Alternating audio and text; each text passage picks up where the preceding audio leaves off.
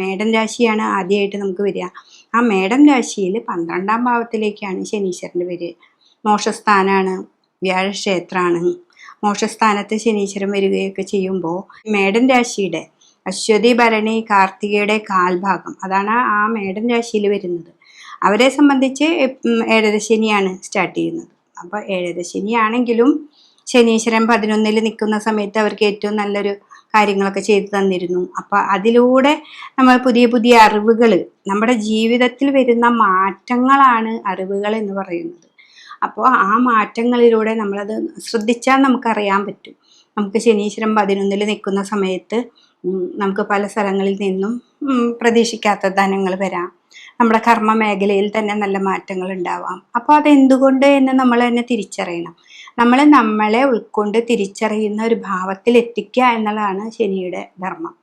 അപ്പോൾ അതിൽ ഈ ശനിയൊക്കെ നമുക്ക് കർമ്മത്തിലൊക്കെ നിൽക്കുമ്പോൾ നമ്മുടെ കർമ്മഭാവങ്ങളിലേക്ക് വരുന്ന സമയത്തൊക്കെ ജോലി സ്ഥലത്ത് കുറേ ഇൻസൾട്ടിങ് തരും. എന്നാലും ശനി അവിടെ ഊർജമായി നിലനിൽക്കും. എന്നുവെച്ചാൽ ഞാൻ പറഞ്ഞതാണ് ശരി, അല്ലാതെ ഒരിക്കലും ഞാൻ തെറ്റല്ല പറയുന്നത്, ന്യായമാണ് ഞാൻ പറയുന്നത് എന്നുള്ള രീതിയിൽ നിൽക്കും.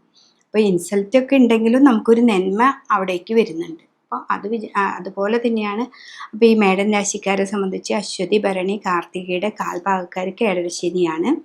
പക്ഷെ നമ്മുടെ ശനി 11ൽ നമുക്ക് കുറേ നല്ല വശങ്ങൾ തന്നിട്ടുണ്ട്. 12ൽ ശനി വരുമ്പോൾ നമ്മൾ വളരെയധികം കെയർ ചെയ്യുക. നമുക്ക് 12ലാണ് ശനീശ്വരൻ വന്നിരിക്കുന്നത്. ധനഭാവമൊക്കെ നമുക്ക് ഉണ്ടെങ്കിൽ തന്നെ അത് ഇൻവെസ്റ്റ്മെൻറ്റ് മറ്റുള്ള കാര്യങ്ങളിലേക്കൊക്കെ പോകുന്നത് ഈ 2.5 വർഷം സൂക്ഷിച്ച് വേണം. 12ാം ഭാവമാണ്, വ്യയാണ്, നമുക്ക് ഇങ്ങനെ നഷ്ടങ്ങൾ സംഭവിക്കാം. അപ്പോൾ ഇൻവെസ്റ്റ്മെൻറ്റ് അതൊക്കെ വളരെ സൂക്ഷിച്ച് കൈകാര്യം ചെയ്യുക. അതാണ് മേടം കൂറുകാർ ചെയ്യേണ്ട കാര്യം. പിന്നെ അതിൽ മാറ്റങ്ങൾ, വ്യാഴത്തിൻ്റെ മാറ്റം, അതൊക്കെ എൻ്റെ മറ്റൊരു വീഡിയോയിലുണ്ട്. അപ്പോൾ ശനീശ്വരൻ ഇതിൽ വരുമ്പോൾ നിങ്ങളിത് വളരെയധികം കെയർ ചെയ്യുക.